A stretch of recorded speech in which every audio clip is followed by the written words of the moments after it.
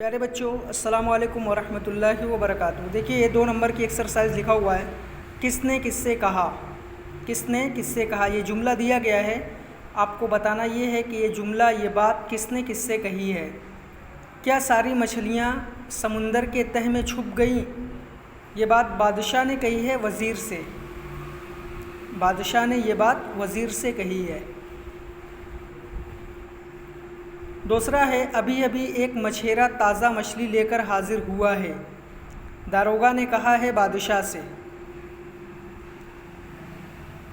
तीसरा है, जल्लाद को हाजिर किया जाए, बादशाह ने कहा है वज़ीर से।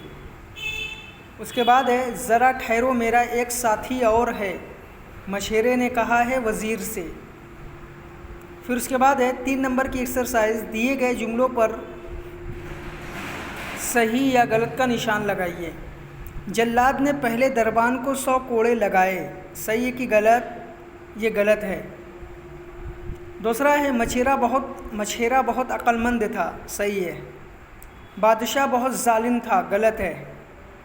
दरबान ने मछेरे से रिश्वत मांगी, सही है।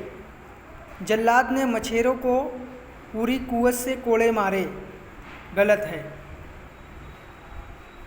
ये 2 एक्सरसाइज आप बुक में करिए और फ़ोटो क्लिक करके हमें सेंड करिए।